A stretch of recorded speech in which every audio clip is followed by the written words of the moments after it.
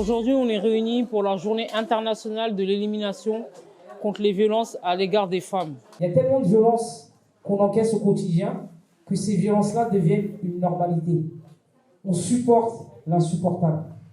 On pardonne l'impardonnable. Et il y a un moment, il faut qu'on dise stop. Et cette lutte, on va réussir à la gagner ensemble. C'est en unissant nos forces, toutes et tous, je dis bien tous, parce que la place des hommes, la place des pères, elle est indispensable pour cette lutte-là. On parle d'éliminer la violence faite aux femmes, on ne parlait pas juste d'un mari qui bat sa compagne. On ne parlait pas seulement des coups, on parle aussi d'autres choses. Et comme vous pouvez voir, les violences invisibles sont beaucoup plus nombreuses. Une femme sur 17. Quand on dit 200 millions de femmes dans le monde, c'est une femme sur 17. C'est une horreur. Et ça ne se voit pas. Les violences invisibles peuvent être verbales, mais aussi non verbales. Et il y a des violences émotionnelles, affectives, psychologiques, éducatives. Cette violence que j'ai mentionnée provoque un mal-être à long terme. On ne parle pas juste qu'une violence, c'est un mauvais quart d'heure qui dure 5 minutes ou 10 minutes. C'est à long terme. Et il faut que vous sachiez qu'elles sont très diverses. Il y a l'excision, il y a les viols, les violences conjugales, les viols conjugaux, l'harcèlement de rue. Une femme qui s'est fait insulter parce que c'est une femme, ça aussi va porter atteinte à sa vie sexuelle. Des violences sexuelles, ça ne se joue pas que dans les parties génitales. Donc, il y a toute la santé physique, notamment lorsque la personne a un stress post-traumatique. Il y a toute la santé qui est blessée. Pas seulement la santé de la vulve. Il y a des séquelles émotionnelles, comme par exemple la dépression. Il y a des séquelles affectives. Une personne qui a été violée a du mal après à faire confiance. Elle a beaucoup de mal. Peut avoir même peur.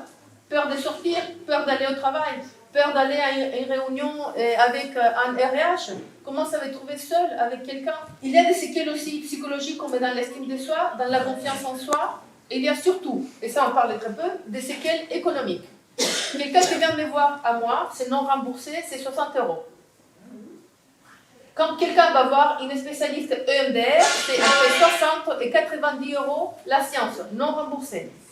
Une personne qui était violée a besoin de se soigner. En Allemagne, on a un chiffre sorti de l'année 2019, c'est 43 000 €, se soigner dans le stress post-traumatique. Une personne qui est terriblement angoissée, qui dort mal, comment on va travailler à temps plein? Et la personne qui a des flashbacks, qui est toujours hantée par son passé, comment on va se concentrer pour utiliser son intelligence, pour bien s'insérer dans la société, pour être mère, pour être épouse, pour être amie, pour être professionnelle? Les séquelles sont très longues. Ça ne se joue pas que dans la vie sexuelle, les séquelles des violences sexuelles. Chaque séquelle a une thérapie adaptée. Il y a aussi des exercices adaptés. Parfois, ce sont des exercices de respiration, comme la cohérence cardiaque. C'est gratuit, mais les gens ne les connaissent pas. Les gynécologues ne les connaissent pas. Les psychiatres ne les connaissent pas. Et pourquoi? Parce que ça n'a pas été la priorité de voir comment on soigne les séquelles des violences sexuelles. Les solutions, c'est en parler, travailler pour une association. Décision Parlons-en est une association qui milite contre les mutilations sexuelles féminines. Elle a été créée en 2013 par des professionnels et des experts qui se sont rendus compte que la thématique des mutilations sexuelles n'était pas assez abordée en France. Donc les mutilations sexuelles féminines, selon l'OMS, est une ablation totale ou partielle de l'organe du féminin, qui est le clitoris, et c'est une violence basée sur le genre. C'est parce qu'on est femme qu'on est sexisée, et elle est aussi sexiste. Et c'est de la discrimination envers les femmes. Et les mutilations sexuelles féminines s'inscrivent dans un continuum de violence, parce que souvent on est mutilé, marié de force, on subit de l'inceste ou on est violé. Notre objectif aujourd'hui, c'est de militer contre cette mutilation sexuelle féminine et surtout de briser le tabou. Parce que c'est un sujet qui n'est pas abordé dans les familles, parce que c'est quelque chose de très tabou et en réalité la sexualité elle-même est taboue dans toutes les familles. Et nous, notre objectif, c'est de faire en sorte qu'on parle des mutilations sexuelles féminines. Et les mutilations sexuelles féminines sont classifiés dans 4 types. Vous avez le premier type qui est la clitorodectémie, qui est l'ablation du capuchon clitoridien. Vous avez ensuite l'excision, qui est l'ablation du capuchon clitoridien, mais qui peut être accompagnée des petites et des grandes lèvres. Vous avez l'infibulation, qui est la suturation des lèvres. Et pour finir, vous avez le type 4, qui est toutes les autres formes de mutilation, et qui comprend également la médicalisation. Parce qu'il y a des pays qui ont médicalisé les mutilations sexuelles féminines, c'est-à-dire que les jeunes femmes et les jeunes filles sont mutilées en milieu hospitalier par des professionnels médicaux, ce qui est encore plus impensable. Donc les mutilations sexuelles féminines, elles sont présentes dans 92 pays. Donc on a tendance à imaginer que les mutilations sexuelles féminines sont plutôt sur le continent africain. Il faut savoir que vous avez 4 continents sur 5 qui font de la mutilation sexuelle féminine. Aujourd'hui en France, il y a 125 000 femmes sur le territoire français qui ont subi une mutilation sexuelle féminine. Soit c'est des femmes qui l'ont vécu sur le territoire français il y a déjà quelques années, ou bien c'est des femmes qui ont quitté leur pays d'origine, qui sont venues s'installer dans les pays occidentaux et qui ont vécu les mutilations sexuelles féminines. Et en Union européenne, on est à 574 000 femmes. Donc les mutilations sexuelles féminines, ce n'est pas une tradition ou une mutilation d'un ancien temps, c'est aujourd'hui, maintenant, des jeunes filles se font mutiler. Alors ça c'est un état fonctionnel du cerveau, on voit qu'il y a à peu près 3 parties. La partie rationnelle du cerveau, celle qui permet de réfléchir, la partie émotionnelle et mémoire qui est un petit peu au milieu, et la partie instinctive. Dans un fonctionnement classique, ce qui va vous arriver de négatif ou de positif va être traité par votre cerveau, donc émotionnel ou rationnel, et va être ensuite archivé. On voit la petite bibliothèque en bas là, voilà, va être archivé. Le choc est tellement intense qu'il va être ingérable par le rationnel et par l'émotionnel. D'accord ? Alors un choc c'est quoi ? Une violence c'est quoi ? C'est quelque chose qui est incompréhensible, que le corps ne peut pas comprendre, que l'information ne passe pas, le positif ne rentre plus, le traumatisme ne peut pas être digéré. Il va donc s'installer dans le cerveau directement et être actif. Alors la violence à ce moment-là, elle vient plus seulement de l'extérieur, elle vient aussi de l'intérieur. La violence, elle est revécue de la même manière à l'intérieur du cerveau, ce qui fait que l'état émotionnel après la violence est toujours vivant. Si elle n'est pas traitée, elle va se multiplier, donc elle va se rajouter. Je vais avoir d'autres points d'alarme qui vont s'installer dans mon cerveau et qui vont faire le même effet, qui vont être actifs depuis l'intérieur et me mettre dans ce même état de stress intense, de stress post-traumatique dont tu as parlé tout à l'heure, Violetta. Avec des conséquences terribles, on a le retrait affectif, par exemple, les troubles alimentaires, on peut avoir le manque de sommeil, des douleurs physiques, évidemment, on peut avoir des pertes de mémoire, troubles de la concentration, donc avec des conséquences délétères dans la vie quotidienne, dans la vie professionnelle, etc. Comment on fait pour se sortir de tout ça ? Il y a plein de thérapies qui existent, heureusement, thérapies formidables. Déjà pour éteindre les alarmes, pour calmer du coup mon cerveau reptilien, pour du coup retrouver confiance en moi, pour retrouver le sommeil, etc. On refait le lien aussi avec le cerveau émotionnel et le cerveau rationnel. Donc le fonctionnement peut se refaire normalement. On a enlevé le traumatisme à l'intérieur. Quand on a réussi à éteindre un petit peu ce cerveau reptilien qui va générer ce stress post-traumatique, on peut redevenir actrice.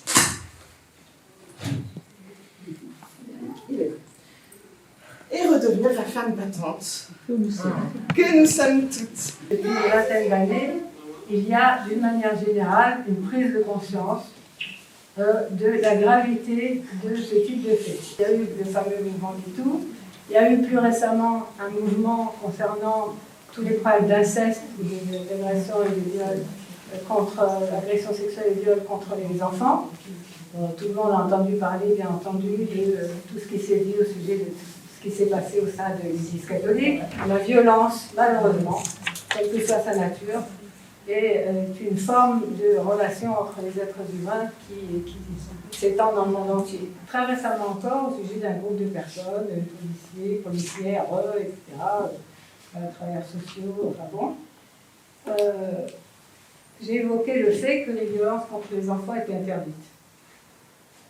Systématiquement, quand j'ai cette discussion, les gens me disent, mais quand même, un enfant qui exagère, on peut quand même lui donner le fessé, on peut quand même le taper. Alors je voudrais dire deux choses à ce sujet. Premièrement, fort heureusement, depuis quelque temps, c'est pas très vieux, c'est interdit par la loi. Alors bien évidemment, il n'y a pas un policier, un gendarme dans chaque domicile.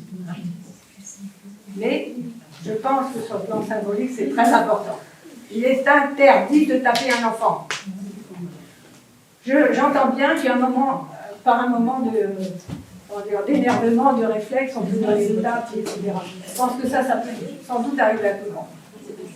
Et en revanche, considérer que quand un enfant n'est pas sage, quand il a une mauvaise note, et bien la seule solution pour le redresser, c'est de lui donner une fessée ou de lui donner une claque.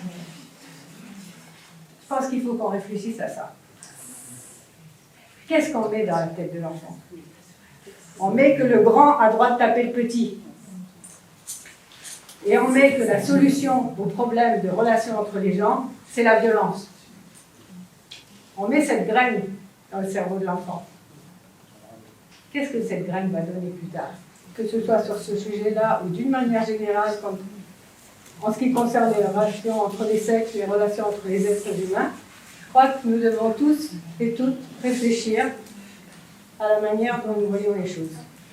Est-ce que nos habitudes de vie, est-ce que nos habitudes de comportement ne doivent pas peut-être être mises en question? Les enquêtes qui ont pu être faites à ce sujet sont extrêmement inquiétantes.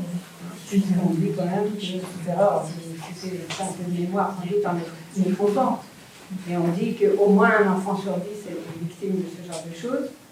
C'est pour vous dire que dans une classe, l'école primaire ou du collège ou autre, vous avez en moyenne au moins 3 enfants qui sont victimes de ce genre de choses, et souvent, bien entendu, ce sont les incestes, c'est-à-dire qu'ils subissent ça dans leur famille. Il faut bien sûr mettre vos enfants en garde. Dès qu'ils sont petits, il faut leur dire, personne n'a le droit de toucher certaines parties de ton corps. Il faut ensuite dire aux enfants, si une petite camarade, un petit camarade te parle de ce genre de choses, te dit qu'il a subi, je t'en parle parce que c'est trop dur. Je ne peux pas lui porter. Mais tu me promets, tu n'en parleras à personne. Il faut absolument faire comprendre aux enfants qu'ils ne doivent pas être liés par cette promesse. Parce que beaucoup d'enfants ne vont parler qu'à leur petit copain. Et le seul moyen que ça se découvre, c'est que l'enfant qui a entendu ça aille en parler à l'assistante sociale, au professeur, à quelqu'un, etc., qui va pouvoir aider. Ils détruisent leur vie d'hommes, de femmes, même les petits garçons sont victimes de viol. C'est grave. Et il faut qu'on soit vigilant en tant que parents.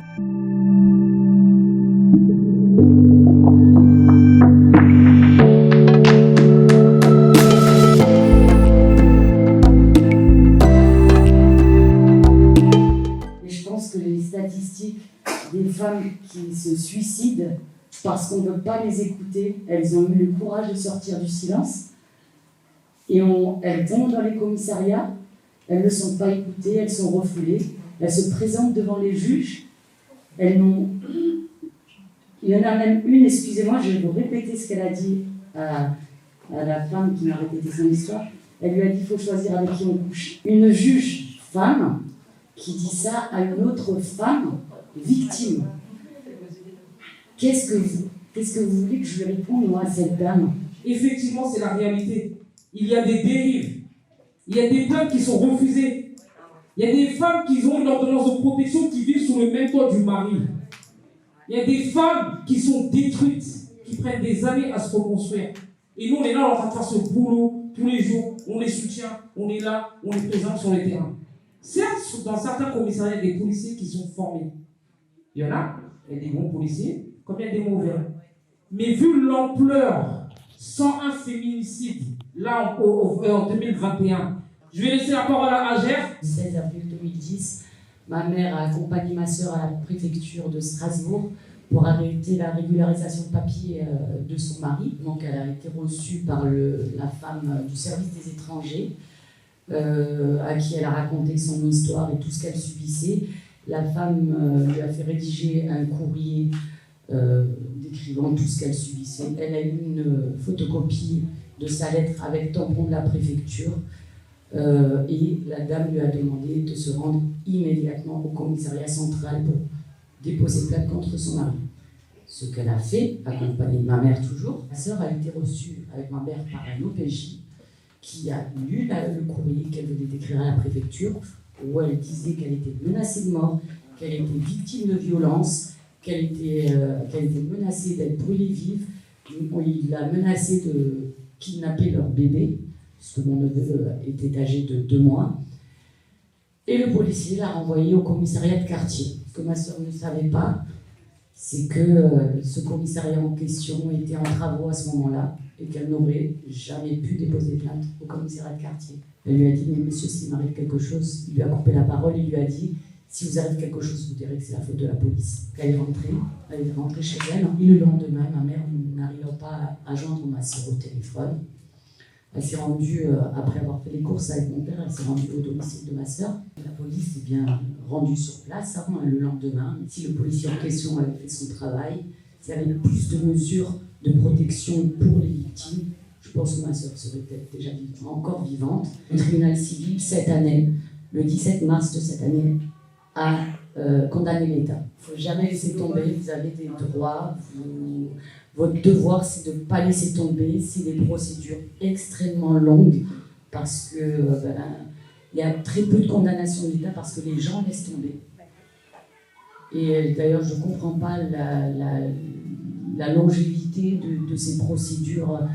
Comme l'a dit l'avocate sur le plateau de Morandini, où je suis allée, elle a dit justement, je pense que c'est fait exprès pour que les citoyens laissent tomber la procédure. Et je pense vraiment que c'est fait.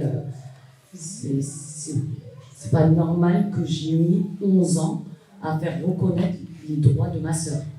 C'est-à-dire qu'il y a eu une faute d'un policier, et je le dis à chaque fois que j'interviens, c'est pas la faute d'un policier. Je ne jette pas la pierre à une profession. C'est vraiment à un policier qui n'a pas fait son travail. Si ma sœur, elle était tombée sur un policier, comme je connais, comme un de mes amis policiers, une de mes amies gendarmes, je pense que ma sœur serait encore vivante à l'heure actuelle. J'aimerais aider les femmes avant qu'on en arrive au féminicide. Prévenir avant de guérir. Les victimes, elles sont tellement maltraitées, des fois dans le commissariat, elles me disent, j'ai l'impression que c'est moi l'agresseur et lui la victime. Alors que c'est l'inverse. La violence ne commence pas au premier coup. Elle commence à la première injure. Alors d'aujourd'hui, en fait, sont encore au domicile et qui ont peur de quitter le domicile. Qu'est-ce que tu peux leur dire comme message?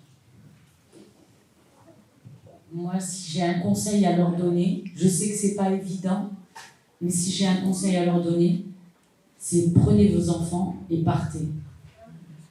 Vous sauvez la vie à vous et vos enfants. Ce n'est pas parce que je suis une femme que mes droits doivent être bafoués. C'est pas parce que je suis une femme en fait que j'ai pas le droit d'être heureuse. Pourquoi moi, Minata, j'aurais pas le droit d'être heureuse, de faire ce que je veux, ou toi, Stéphanie, ou toi, Djaba, ou toi, Kumba, ou Nassera? Pourquoi vous n'aurez pas le droit d'être heureuse? Pourquoi en fait on doit souffrir tout le temps? On est toujours là à souffrir, à supporter, à endurer? Non. On a le droit à la joie, on a le droit à la vie, on a le droit d'être libre, on a le droit de faire ce qu'on veut, de s'habiller comme on veut, de manger ce qu'on veut, de faire le travail qu'on veut. Et c'est ça aussi le but de cette journée, c'est que vous vous rendez compte aussi que vous avez des droits. Si j'ai une recommandation à vous faire, c'est vraiment de sortir du silence. Le nombre de femmes qui viennent me voir dans ma permanence, et des fois, franchement, avec ma collaboratrice ici présente, Priscilla, mais on a les larmes aux yeux. Je dis, mais c'est déjà un grand pas, en fait, que vous venez me voir dans ma permanence, mais pleurer, elle continue à pleurer, c'est pas très grave en soi. On est entre nous, entre femmes. Mais déjà, c'est un grand pas de sortir du silence, d'aller en parler à quelqu'un, même à votre parlementaire. Mais c'est super, on est entre femmes, donc à la limite, ça reste entre nous. Deuxièmement, donc, il y a un numéro, comme vous le savez, un 3919, qui est maintenant donc, opérationnel, disponible 24 heures sur 24, 7 jours sur 7.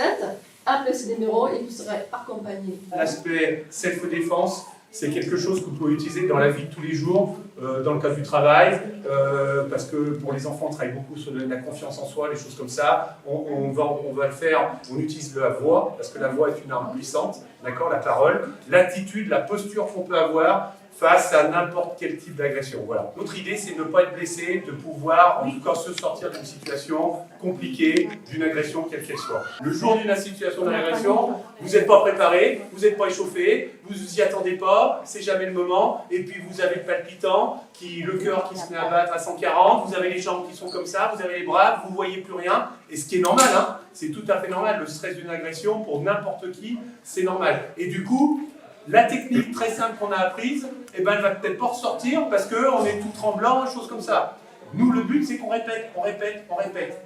Donc c'est beaucoup de répétitions, qu'on soit débutant jusqu'à les ceintures noires, parce qu'on a des grades aussi, hein, même si on a 10 ans, 15 ans de pratique, on répète toujours les mêmes choses, toujours les mêmes mouvements pour que ça devienne un automatisme. Pour que le jour où ça arrive, on essaye de s'en sortir. Dans notre club, on a 50% de femmes, voilà, plus de 50% de femmes. Et on a créé un cours cette année uniquement réservé aux femmes. C'était une demande.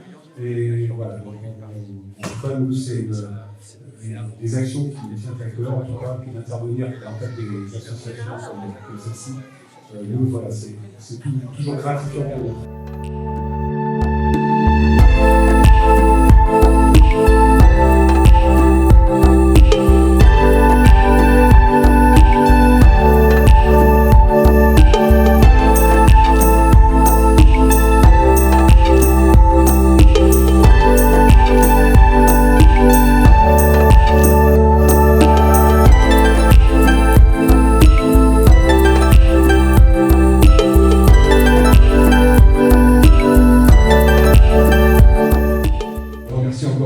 Cette association, Djamajigui, Aminata qui est très dynamique et très engagée, le maire de Noisiel, je le redis, qui met à disposition ses locaux. C'est très important pour cette association d'avoir des moyens aussi matériels. C'est très, très important de pouvoir recevoir les femmes, de pouvoir poser leur matériel, leurs dons, et de suivre toutes ces femmes et puis de continuer les activités qu'elles proposent, des très très nombreuses activités. C'est vrai que c'est un sujet qu'on rencontre beaucoup au quotidien, presque. Et c'est un sujet qui concerne en fait pas que les quartiers difficiles d'ailleurs, parce qu'on a aussi ces problématiques dans le milieu rural et dans les milieux qu'on pourra favoriser, et on dit favoriser, ou qui le sont d'ailleurs, hein, où on rencontre ces violences faites aux femmes, ces violences faites aux femmes. Donc merci beaucoup pour le travail que vous faites. Merci d'accompagner ces femmes en situation de souffrance. Et puis sachez que l'État, représenté par Jean-Salem sommes à vos côtés. Je tiens évidemment à remercier l'association Djamajigui de nous avoir accueillis. Je sais que pour Monsieur le maire et pour moi-même et pour l'ensemble des élus, c'est une grande fierté d'y participer, tout simplement parce que c'est ce travail sur le terrain qui est essentiel pour... Vous savez, on parle souvent des conditions des femmes, on parle de l'égalité, on parle de leur souffrance. Malheureusement, parfois on parle plus de chiffres que de la réalité du terrain. Et cette réalité du terrain, elle est là, c'est-à-dire sur les ateliers qui participent sur cette bonne ambiance et même sur l'équipe et le cocon que réussit à créer Djamajigui. C'est ça qui est essentiel, justement, à mon sens, pour pouvoir aider toutes ces femmes à avoir le courage simplement de s'exprimer ou vraiment une envie d'être ensemble et de simplement se réapproprier leur vie. En tant que maire de Noisiel, évidemment, c'est une fierté d'avoir sur le territoire communal une association comme Djamajigui qui fait énormément pour le droit des femmes, beaucoup d'informations, beaucoup d'initiatives. Et c'est tout naturellement que depuis le début de l'association, la ville soutient toutes les actions de Djamajigui, des femmes battantes et de sa présidente Aminata Dongo. La seule chose que je peux dire, c'est que nous continuerons d'aider, de soutenir par tous les moyens possibles les différentes actions menées par Djamajigui. Et je n'ai qu'un souhait, c'est vraiment que Jama Jigui et toutes les femmes battantes vivent le plus longtemps possible. Je participe beaucoup à toutes les actions que fait l'association Jama Jigui, mais aussi dans mon cadre d'élu.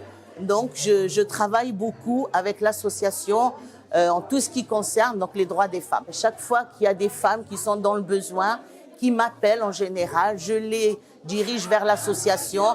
On parle beaucoup avec la présidente sur certaines actions comme des maraudes. On fait aussi des actions pour les femmes, les accompagnements au commissariat, des conseils à donner aux femmes. On travaille aussi beaucoup avec la psychologue du commissariat de Noisiel, avec qui on dirige aussi les femmes. L'association Excision Parlons-en est une association qui milite contre les mutilations sexuelles féminines, qui est une forme de violence sexiste et sexuelle à l'encontre uniquement des femmes. Il était important pour nous, à l'association Excision Parlons-en, d'être présents aujourd'hui auprès de notre adhérent Jama Jigui pour cette journée internationale de toutes les dénominations des violences à l'égard des femmes. Aujourd'hui, c'est aussi la journée internationale du droit de l'enfant.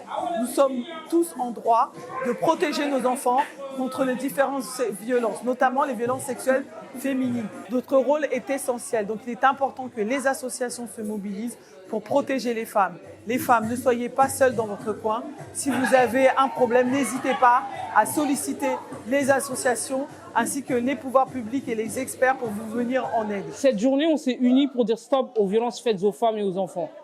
Cette journée, on s'est unis pour dire que le combat, il est encore difficile. Il n'est pas gagné. Mais en unissant nos forces, on va réussir peut-être à sauver des vies.